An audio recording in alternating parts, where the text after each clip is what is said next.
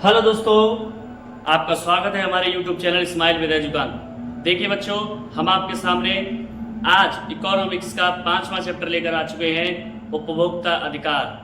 तो बिना किसी देरी किए हुए अपने चैप्टर को शुरू करते हैं, जिसका नाम है उपभोक्ता अधिकार की बात करते हैं।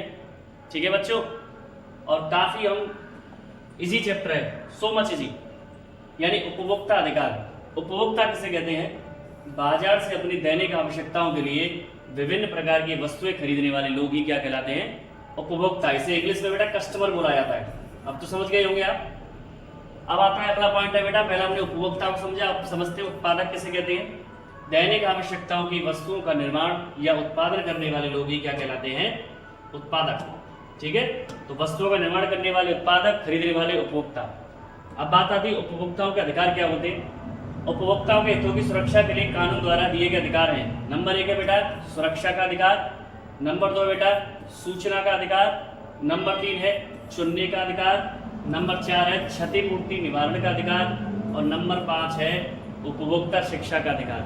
तो सबसे पहले हम सुरक्षा के अधिकार को समझते हैं। यानी जब किसी व्यक्ति को पूरी तरह से सुरक्षा है कि वो अपनी पसंद से सामान ले सकता है, उस पर कोई दुकानदार जबरदस्ती नहीं, मारपीट नहीं कर सकता।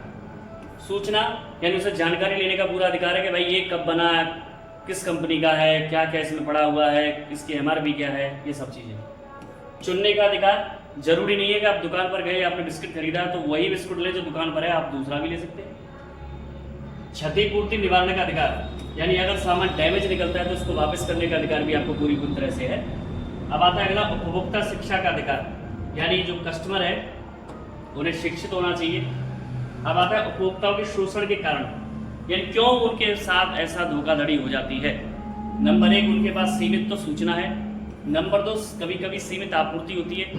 बेचारे गांव देहात के लोग हैं, दुकानें होती नहीं, जो मिल गया उसी से काम चला रहे हैं। सीमित प्रतिस्पर्धा, मतलब होड़ नहीं है, अगर गांव में 2 दुकानें होंगी तो दोनों में होड़ हो जाएगी। साक्षरता कम होना। अब आता है उपभोक्ताओं के कर्तव्य। उनके कर्तव्य क्या है कि कोई भी माल खरीदते समय उपभोक्ताओं को सामान की गुणवत्ता अवश्य देखनी चाहिए कि सामान खराब है या सही। जहां भी संभव हो गारंटी कार्ड अवश्य लेना चाहिए। पंखा लगवा लिया लोकल कंपनी का, खराब हो गया, घूम रहे लेकर के, तो हमें कंपनी का सामान लेना चाहिए, साथ साथ उसकी गारंटी का कार्ड भी लेना चाहिए, बातों पर नहीं चलना चाहिए। अपनी वास्तविक समस्या की शिकायत अवश्य करनी चाहिए। ISI एग मार्क देखकर वस्तुएं खरीदें। अपने अधिकारों की जानकारी आवश्यक होनी चाहिए और आवश्यकता पड़ने पर उन अधिकारों का प्रयोग भी करना चाहिए ही चाहिए। अगला है बेटा उपभोक्ता निवारण प्रक्रिया की सीमाएं। तो उपभोक्ता निवारण प्रक्रिया बहुत जटिल होती है, खर्चीली होती है और समय साध्य, मतलब टाइम ज़्यादा लगता है। अब आप में से कुछ बच्चे इस बार लाइन को नहीं समझ पाए होंगे कि उपभोक्ता निवारण प्रक्रिया की सीमा मतलब ये समझा रहे हैं हम कि किसी कस्टमर को कोई परेशानी होती है तो उसमें थोड़ा टाइम भी लगता है। उसमें क्या समस्या है कि टाइम भी लग सकता है, खर्च भी हो सकता है, ये चीज़ें। कई बार उपभोक्ताओं को वकीलों का सहारा लेना पड़ता है। यह मुकदमे अदालती कार्यवाहियों में शामिल होने और आगे बढ़ने आदि में काफ़ी समय भी ले लेते हैं। अधिकांश खरीदारियों के समय रसीद नहीं दी जाती है। क्या करते हैं, अब रसीद दी भी नहीं जाती है, कुछ हम लेते भी नहीं है टैक्स बचाने के चक्कर में। ऐसी स्थिति में प्रमाण जुटाना आसान नहीं होता, सबूत कहाँ से देंगे कोर्ट में। बाजार में अधिकांश खरीदारियां छोटे फुटकर दुकानों से होती है। श्रमिकों के हितों की रक्षा के लिए कानूनों के लागू होने के बावजूद खास तौर से असंगठित क्षेत्रों में ये कमजोर हैं। इस प्रकार बाजारों के कार्य करने के लिए नियमों और विनियमों का पालन नहीं होता है।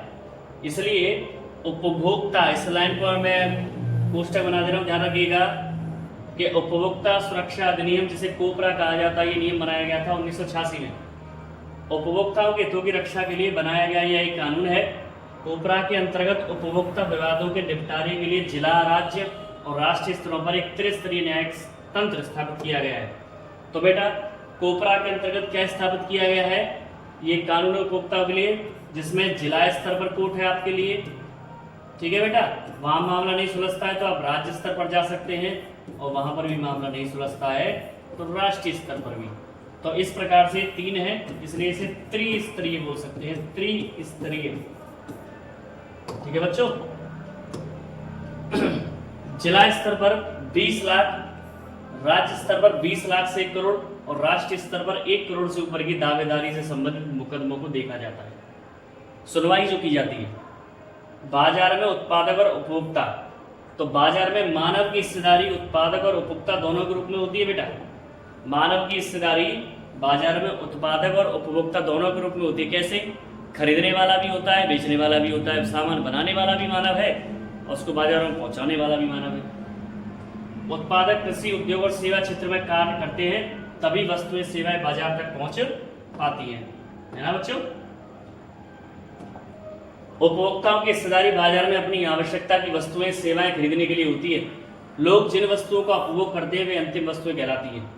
कोई भी उपभोक्ता स्वयं को बाजार में कमजोर न समझे, इसलिए नियम और विनियम की जरूरत होती है। कभी कभी वस्तुओं और सेवाओं से जुड़ी हुई बातें एक दूसरे पर हम क्रेता पर दोष दे देते हैं। ये तीनों लाइन क्या बता रही है? देखिए ये 2 लाइन बता रही है कि कभी कभी शोषण करने के लिए दुकानदार क्रेता पर दोष दे देते। क्रेता मतलब खरीदने वाले पर। दुकानदार अपनी गलती नहीं मानते, कस्टमर पर थोप देते हैं। जब बिक्री के बाद वस्तु की पूर्ण जिम्मेदारी उपभोक्ता पर थोपी जाती है, तब उपभोक्ता आंदोलन सामने आता है। तब उपभोक्ता क्या करता है? उसका विद्रोह। बाजार में उपभोक्ताओं का शोषण अनेक प्रकार से किया जाता है बेटा, जैसे कि दुकानदार द्वारा वस्तुओं का वजन को कम तौलना, अतिरिक्त मूल्य जोड़कर सामान को बेचना, यानी उसकी जो कीमत है उससे अधिक कीमत पर बेचना। तो इस प्रकार से उपभोक्ता आंदोलन शुरू होता है। तो उपभोक्ता आंदोलन की शुरुआत बाजार में उपभोक्ताओं के साथ होने वाली शोषण के कारण हुई। पहले उपभोक्ताओं को शोषण से बचाने के लिए कानून व्यवस्था नहीं थी, इसलिए लोगों ने जन आंदोलन का सहारा लिया था। यानी एक दूसरा इकट्ठा करके दुकान पर पहुंच गए, सेठ जी की कर दी, पिटाई कर दी, आंदोलन कर दिया। आंदोलन ने वस्तुओं और सेवाओं की गुणवत्ता को निश्चित करने का उत्तरदायित्व विक्रेताओं को दे दिया। ठीक है बेटा। अब क्या होगा? कोपरा कानून बना है ना, तो देश में उपभोक्ता आंदोलन की शुरुआत ने उपभोक्ताओं के हितों की रक्षा के विषय को आगे बढ़ाने का कार्य किया। वर्ष 1960 के दशक में व्यवस्थित रूप से उपभोक्ता आंदोलन का उदय हुआ और वर्ष 1970 के दशक तक उपभोक्ता संस्थाएं बड़े स्तर पर उपभोक्ताओं के अधिकारों से जुड़े कार्य करने लगी। वर्तमान में उपभोक्ता समूहों की संख्या बढ़ गई है। अब तो ऐसे भी समूह बन गए जो उपभोक्ताओं को और मोटिवेट करते हैं, गाइडेंस देते हैं कि आप ऐसा करिए, आप ऐसा करिए, इस जगह जाइए। अब आती है उपभोक्ता और उनके अधिकार। तो जो पीछे पड़ा था वही अधिकार है, ठीक है ना बेटा।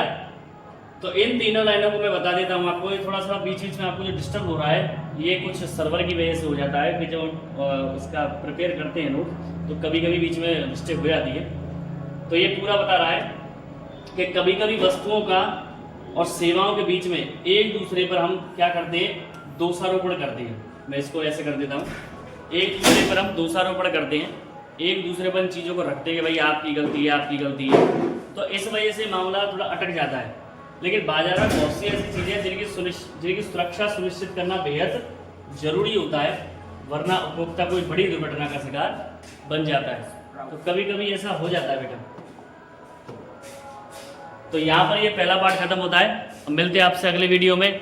तो हमारे चैनल पर जुड़े रहिए, लाइक कीजिए, शेयर कीजिए, सब्सक्राइब कीजिए। Stay healthy and stay fit. जय श्री श्याम।